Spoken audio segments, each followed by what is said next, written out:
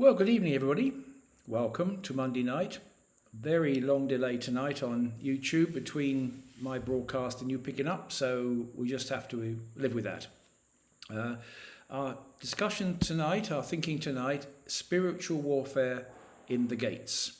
At the final of this particular unit, we've been looking at the roots and the gates, but next week we're going to start the prayer warrior. So it rolls on really week by week as we learn and grow together. So the roots, and then we had the gates, and we're finishing the gates tonight, and then we're going to move on to the prayer warrior. So I hope you'll stay with us because it all is part of learning. So tonight, spiritual warfare in the gates.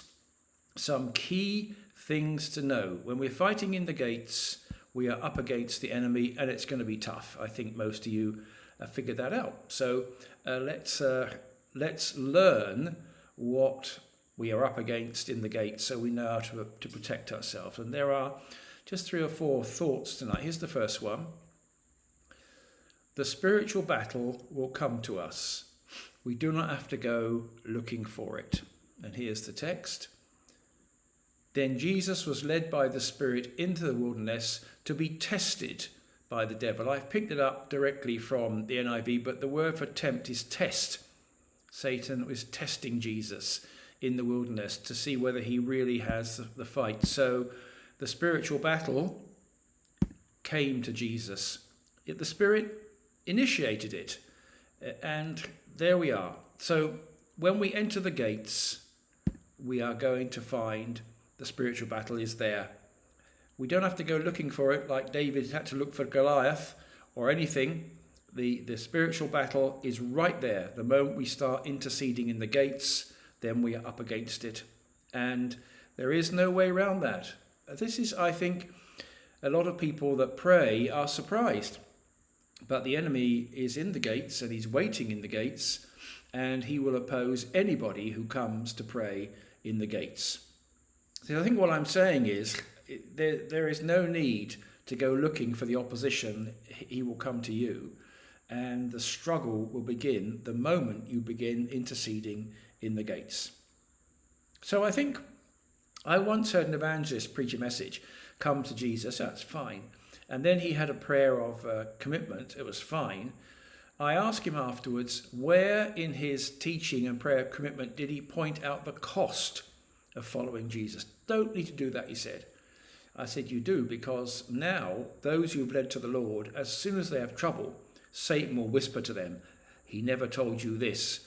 What else didn't he tell you? So it's best to know from the outset, when we go into the gates, the spiritual battle is there waiting for us, and it will come to us. I'm sorry, I wished I could avoid that, but I can't. Secondly, it's a long struggle in the gates, and the enemy is dangerous. It's a long struggle in the gates, and the enemy is dangerous. For our struggle is not against flesh and blood, but against the rulers, against the authorities, against the powers of this dark world, and against the spiritual forces of evil in the heavenly places. Our struggle is not against flesh and blood, but against the evil rulers, against the authorities, against the powers of this dark world, and against the spiritual forces of evil in the heavenly places. That's a very interesting verse there from Apostle Paul, telling us that our battle will be against the earthly rulers as well as the spiritual demonic ones. The world is not on our side. And that's what puzzles me so much when I hear so much of this prosperity teaching. The world is not on our side. Satan rules the world. Remember Paul's teaching. There are only 2 places to be, in the kingdom of the church or the kingdom of Satan. Outside of the church, Satan has power. And so the moment we step outside of the kingdom to fight, the moment we come to the fight, should I say, perhaps, we are facing the physical rulers of this world and the spiritual dark powers in the heavenly places. And I think this verse really is the key one for spiritual warfare in the gates. The battle will come to us. It's dangerous and it's hard. Our struggle, notice Apostle Paul, who knew all about things, puts the word struggle in. Our struggle is not against flesh and blood, but against the rulers, against the authorities, against the powers of this dark world. These are archelaus, against the exousia, against the dunamis. These are the Greek words. We're up against it in the gates. From the world, I suppose Paul might put it like this, from the world, the flesh and the devil. And it's a dangerous place in which to pray. Dangerous because the enemy will come against us in every way. He'll come against us emotionally. It's a tremendous emotional strain to fight in the gates, tremendously hard. And it wears you down day after day, week after week, month after month. It's a hard battle. You often feel on your own, and possibly you are on your own. And not only our emotions, but our physical health will be disturbed, our family life, our marriages, our children, our workplace, our finances. The enemy will attack every place he can in the struggle for the gates. And we better understand this. This is war to the death. This is war in the gates. This is spiritual war. I remember reading Winston Churchill saying, you can't be half pregnant, and you can't half fight war. War is a total experience, and we are in a war in the gates. And in that war, we are in great danger. We are putting ourselves beyond the front line of the church into the dangerous territory of the enemy. Don't get me wrong. Jesus Christ is Lord. I know that. And I have the power of God within me. I know that. I'm not afraid, but it's good to know that praying warfare in the gates is very dangerous and hard and long. And often you don't see much result for it. Tough, isn't it? It is. First, it'll come to you, doesn't matter who you are, child or 90 plus, and right across, the moment you begin to intercede in the gates, you come to war. And the enemy will come against you. And it's a dangerous battle against a schemer, an enemy. The word in the Greek is methodia. He has method, he has schemes. He looks for our weaknesses. He looks for our emotions. He looks for our families, our marriages, everywhere, across the board. I don't care, because I'm out to kill him, so that's fine. It's going to be a struggle here. I'm going to win it. The Lord won it at Calvary, but the Lord hasn't returned yet, so we're still fighting a defeated, yes, but dangerous enemy. And the Lord is permitting it for reasons we don't need to go into tonight. So when you come to spiritual warfare in the gates, you better be prepared, because it's going to be hard. And Apostle Paul tells us we put on the full armour of God. Yes, indeed. But for me, the greatest armour of God is the blood, which I spoke about last week. I must be in the blood, covered by the blood, pleading the blood all the time as I war in the gates. What strikes me is the naivety of many intercessors who think they can just stroll up to the enemy, blow twice and you fall over. Yes, well, that doesn't work. And he has to be resisted, attacked, beaten, pulled down, conquered. And I have discovered that Satan doesn't like that idea.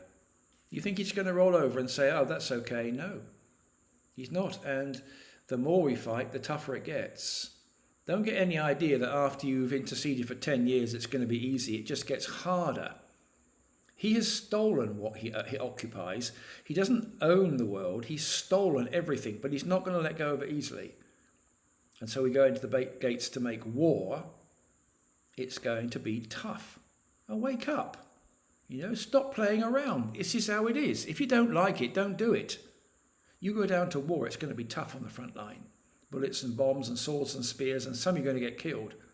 If you're going to come down to intercession in the gates, you need to toughen up and recognise that the enemy will come to us, and the enemy is dangerous.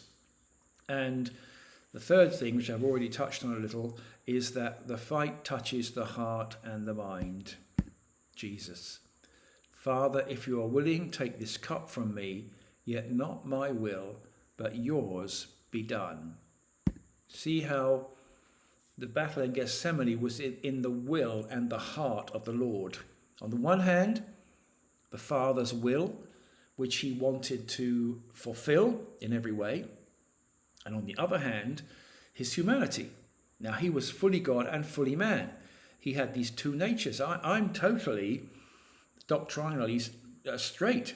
This is our doctrinal teaching of the church, that Jesus had two natures, indivisible but complete. So his human nature is not excited at being crucified. His divine nature wants him to fulfill the plan which he wrote from the beginning of time. Isn't it confusing? But in Gethsemane, he shows us that this is where the battle's fought, in the heart and mind. If you are willing, take this cup from me, yet not my will, but yours be done. Now, can I draw your attention to something here, which I feel a lot quite strongly about in this respect, is that in Gethsemane, Satan didn't march in as Goliath or Nebuchadnezzar or any great dictator or tyrant, but he attacked in the mind and the will of the Lord. That's why intercession in the gates is so dangerous. He doesn't appear as Goliath. In fact, he doesn't appear at all. He often whispers and wheedles and twists around, trying to find some way of damaging your emotions and your thinking and your planning and everything. And that was the way he chose with the Lord. And as he has no original ideas whatsoever, he just repeats it over and over again, that same pattern. He just repeats it over and over and over again. Oh, I'm just hearing the African night outside my window. I can hear the birds and the animals moving around and the insects in the grass. He can't. It is. I think in the gates it's easy to be deceived. I think that's what I feel, that we go looking or we go fighting and we're looking for Goliath, or we're looking for Nebuchadnezzar, or we might be looking for Antiochus Epiphanes or Pilate or Herod. But it's in here that the battleground is to be found. And I think that is the key to warfare in the gates. It's where it is. The warfare takes place in the heart. Fighting for any nation, the warfare is in the heart. This is where it takes place. The battleground is this tiny space here inside of us. That's where the battle is raging. So, the battle will come to us. We don't need to go and look for it. For me, it's 24/7 all the time. It's a dangerous battle. It is dangerous because, take Ghana, for example, which I've been warfaring for over 30 years. It's 30 million people here, and another 30 million either being born now or it will be born soon to replace, so 30 million people now, another 30 million to come, probably more. So I'm warring for the soul and destiny of 60 million people. And that is what the enemy most hates, that some will come to make war for the nation, for all this coming heritage and the current one. That's what Satan can't cope with that.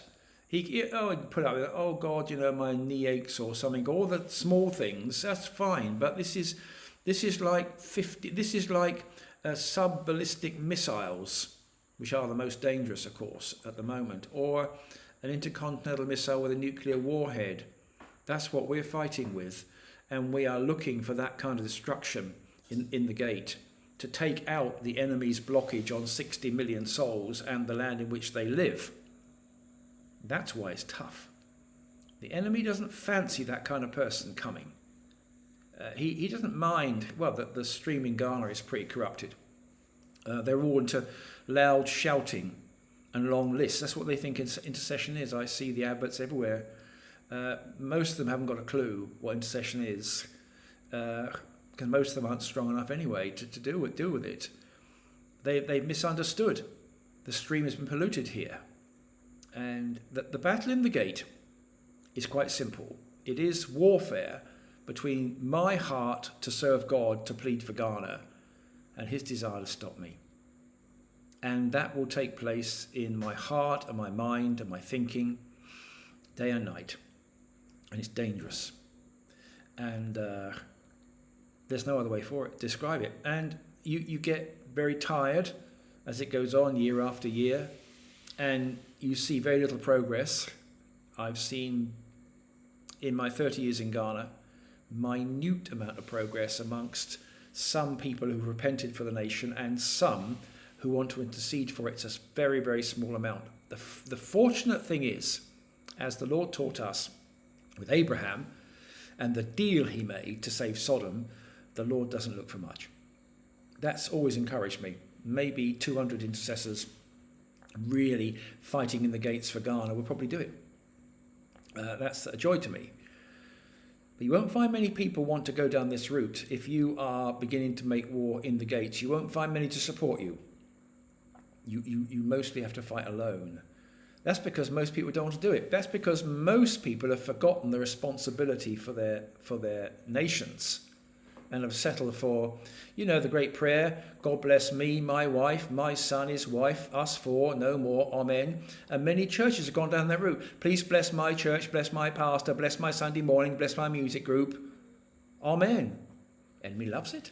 It's great. That's fantastic because it means no one's in the gates fighting. So those that do fight in the gates aren't very many. Now you might be saying, wow, Jim, I wish they hadn't turned on. Good. Because if you don't take it on, you'll get taken out. If you don't take on the battle on the terms I'm talking about, you'll get taken down quite easily.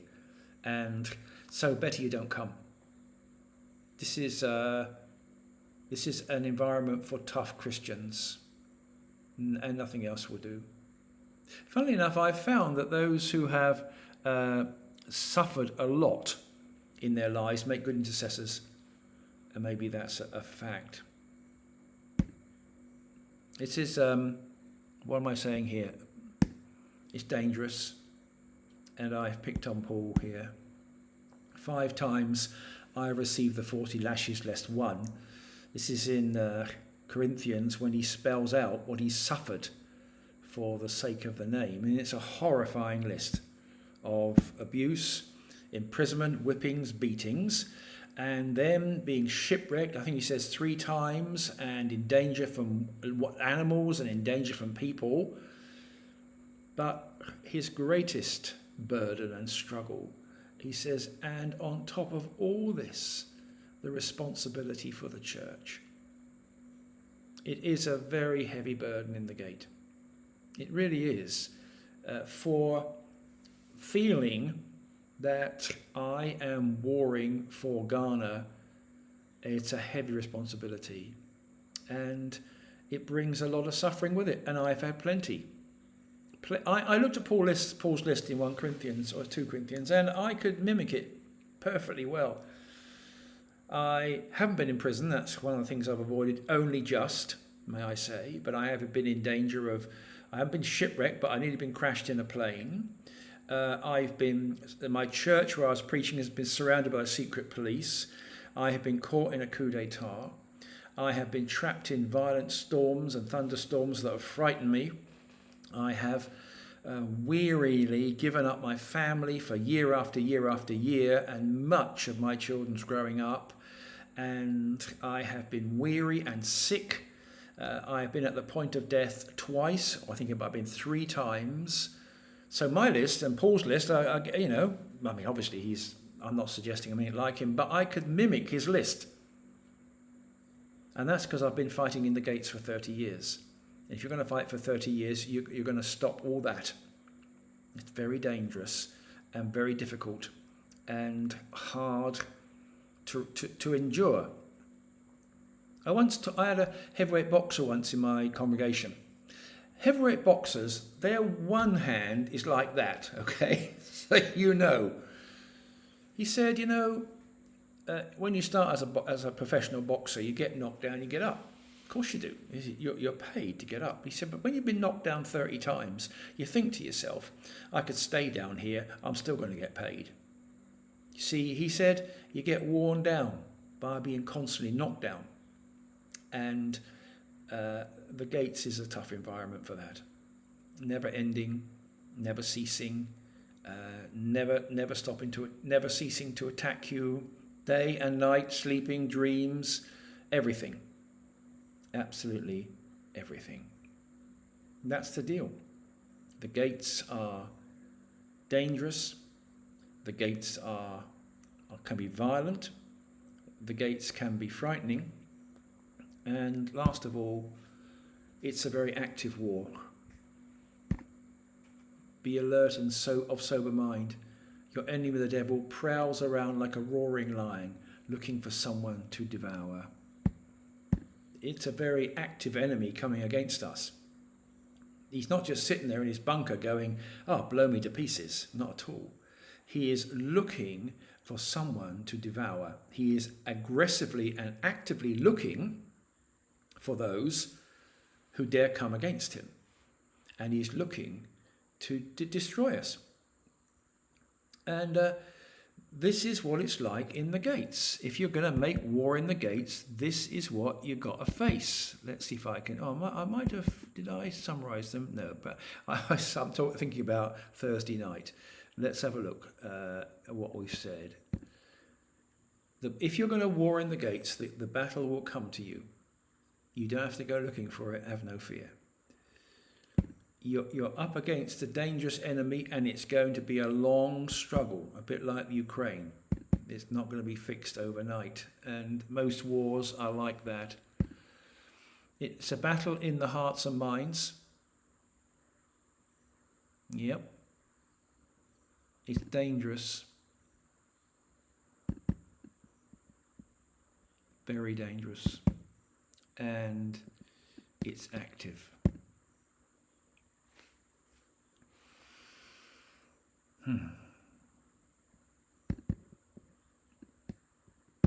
There you are.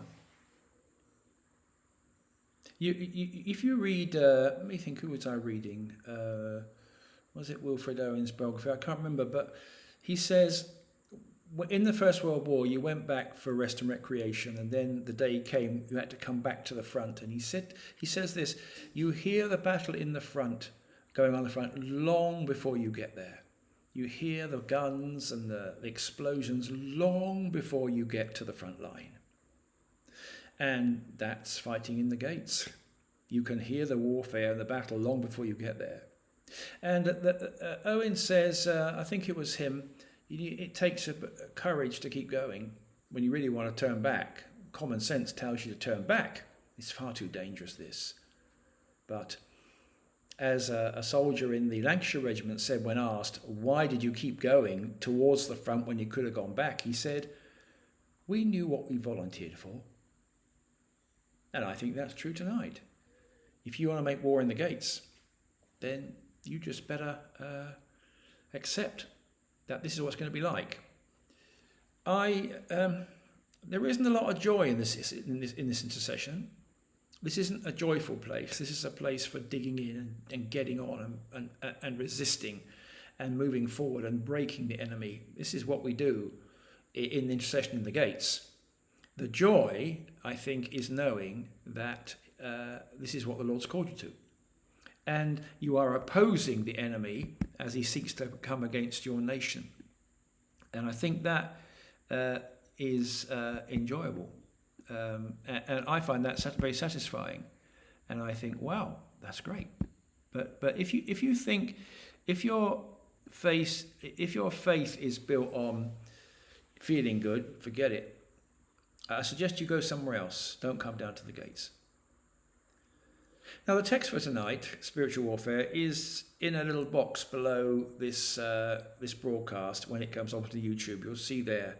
You can download the text for tonight, called Spiritual Warfare. You can read all this stuff for yourself. It's a bit more detailed than I can get in a half-hour broadcast. If you want to do that, go ahead and do that.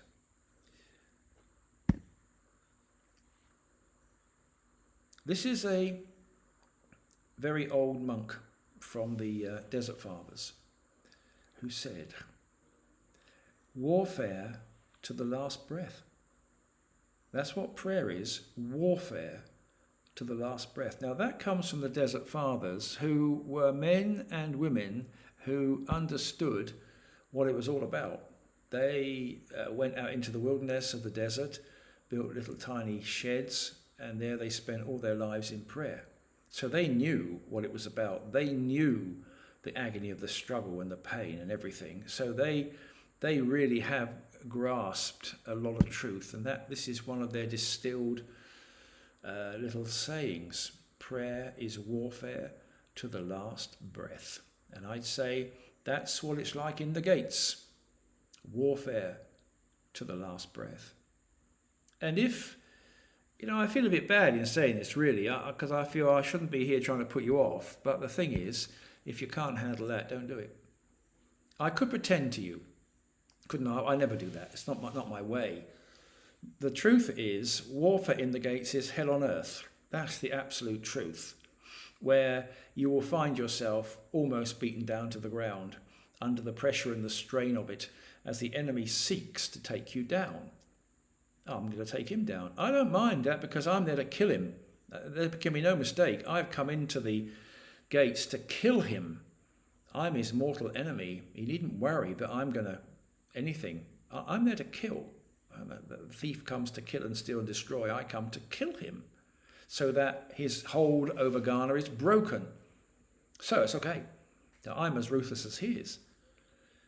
But it is a kind of grinding battle where you have to keep on and on and on and on. Well, I've kept on in Ghana for 30 years and I've done what I've been asked to do.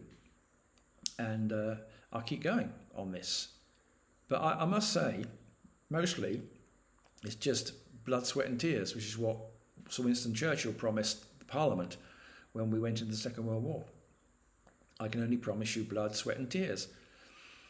That's the gates. The question is this, we'll finish with this tonight. The question is this, how much do you love your nation?